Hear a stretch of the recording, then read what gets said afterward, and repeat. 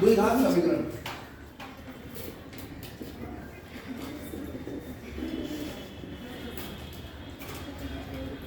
द्विघात समीकरण होती है ax² plus bx plus c बराबर 0। और सबसे पहले द्विघात समीकरण का जब भी सवाल आएगा आप तुरंत ये निकालेंगे जिसे कहते हैं विविक्तीकरण। बोलना आए ना आए लेकिन बोलना इसका नाम इसलिए बोलना नहीं जाता बच्चों का डी रखते हैं। और इसका सूत्र होता है यदि डी धनात्मक है, धनात्मक या शून्य है। यदि डी धनात्मक या शून्य होगा तभी समीकरण के मूल संभव होंगे, वरना समीकरण के मूल संभव नहीं। सवाल ये उठता है मूल क्या होते हैं? मूल x के वो मान होते हैं जो समीकरण का हल कहलाते हैं। क्या कहलाते हैं? समीकरण का हल। सवाल में कुछ तो करोगे, सवाल जब आएगा तो हम हल ही निकालेंगे। हल क्या होते हैं? x के मान होते हैं। कौन से मान होते हैं? जिन्हें समीकरण में रख दो तो LHS किसके बराबर आ जाए? या तो समीकरण देके हमें मूल निकालने होते हैं या मूल दे देता है वो और मूल से हमें किसी वेरिएबल का मान निकलवा लेता है या फिर हमसे मूलों के लक्षण पूछ लेता है। इतना एग्जाम का अभी बोर्ड में आया हुआ सवाल हम देखेंगे। अगर डी का मान धनात्मक या शून्य है तो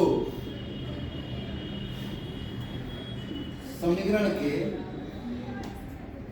वास्तविक मूल जो है वो संभव है। और अगर डी का मान शून्य नहीं है, 0 से बड़ा नहीं है, यानी डी का मान ऋणात्मक है, तो समीकरण के वास्तविक मूल संभव नहीं है। बात खत्म हुई खत्म। लेकिन अगर समीकरण के मूल संभव है तो मूल ज्ञात करने के लिए, मूल मतलब समीकरण के हल यानी x के मान, मूल ज्ञात करने के लिए द्विघात सूत्र होगा x बराबर -b प्लस माइनस वर्गमूल नहीं होते। ये सूत्र तभी लगेगा जब मूल ज्ञात करने होंगे। ये मूल ज्ञात करने का द्विघात सूत्र जिसे श्रीधराचार्य सूत्र भी कहा जाता है। श्रीधराचार्य सूत्र याद रखें। और ये तभी लगाते हैं जब डी का मान धनात्मक या शून्य। और डी क्या होता है? b² - 4ac। abc क्या होते हैं? इस तरह का समीकरण होता है। इसमें x की घात 2 का गुणांक a होता है, x का गुणांक b होता है और अचर पद c। चलिए अब एक सवाल देखिए। अनसॉल्व का चले गए हमारे यहाँ से।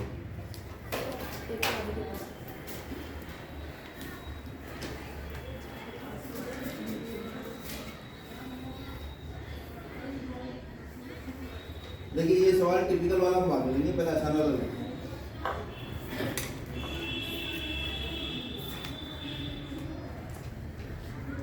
जैसे ये सवाल है छठे का, ये भी रणनीति मुश्किल है। पहले आसान कराएंगे फिर उसके बाद मुश्किल सवाल। अच्छा पहले आसान आते ही नहीं थे, कोरोना काल में आसान होने शुरू हुए। नहीं मिल रहा होगा आसान सवाल तो लीजिए। 7वें का काम पेज 122 और जिसके बाद दूसरे रिजल्ट है वो देख लो 2016 822 CV बटे सेक LA1। ठीक है। और नहीं भी मिल रहा है किसी को तो सीधे देखो ये सवाल है x की घात 2 प्लस 1 बटे x की घात 2।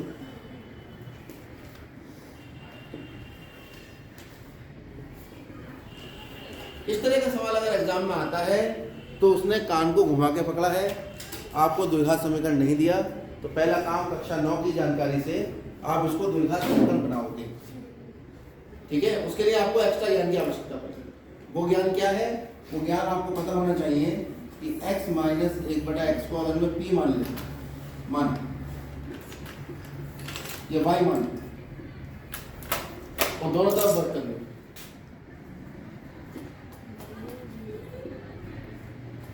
तो कितना आ गया भाई? इसका जब पूर्ण वर्ग खोलोगे ये माइनस b का वर्ग तो कितना होगा? a का वर्ग प्लस b का वर्ग माइनस 2ab। ये जानते हो सब लोग? नहीं। a माइनस b का वर्ग क्या होता है? पहली संख्या का वर्ग प्लस दूसरी संख्या का वर्ग माइनस 2 गुणा a गुणा b। x से x कट। ये कक्षा 9 में हमने अभी कराया था हल फिलहाल में। यहाँ से हमारे पास मान आ गया x² + 1/x² बराबर 2 + y। देखो या तो आपको सीधे सीधे ये पता हो कि x माइनस एक बटे एक्स को मैं अगर y मानूंगा तो एक्स स्क्वायर प्लस एक बटे एक्स स्क्वायर का मान आएगा 2 प्लस वाई स्क्वायर। कुछ बच्चे 9th में ही करके आते हैं, क्योंकि आपने 9th में ये चीज़ें नहीं पढ़ी, तो अब आप इसको निकाल के दिखा दो। बेसिक मुद्दा यही है कि x माइनस एक बटे एक्स को मैंने y मान लिया, क्योंकि ये तो द्विघात समीकरण है ही नहीं, इसको मैंने y माना और एक्स स्क्वायर प्लस एक बटे एक्स स्क्वायर का मान कितना निकला 2 प्लस वाई स्क्वायर। ये दोनों मान में इस समीकरण में प्रयोग करते हैं।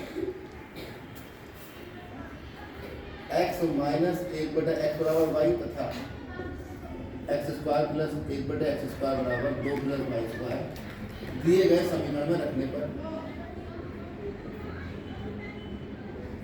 क्यों कर रहे हैं हम ये काम? क्यों कर रहे हैं? इस समीकरण को द्विघात समीकरण बनाने के लिए। ये द्विघात नहीं है ना, तो एक्स स्क्वायर प्लस एक बटे एक्स स्क्वायर का कितना लिखना है 2 प्लस वाई स्क्वायर, हाँ माइनस 3 गुणा एक्स माइनस एक बटे एक्स का मान कितना है, कितना है वाई माइनस 2 बराबर कितना हो गया ये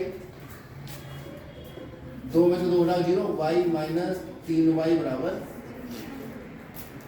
अब इस समीकरण के हल संभव है या नहीं कैसे पता लगेंगे?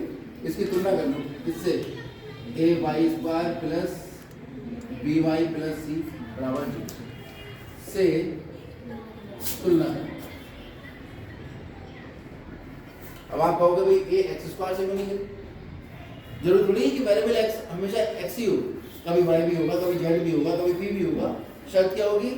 वेरिएबल की घात 2 उसकी आधी घात और एक अचर पर, यानी घात 2 घात 1 और कोई घात, या देखो घात 2 घात 1 कोई। वाई स्क्वायर का गुणांक ए है, यहाँ वाई स्क्वायर गुणांक कितना 1, ए बराबर 1, बी बराबर और सी बराबर सी है ही नहीं, जो नहीं है तो वो कितना होता है डी निकालो, बी स्क्वायर माइनस 4 माइनस 3 का वर्ग माइनस 4 गुणा 1 गुणा 0 कितना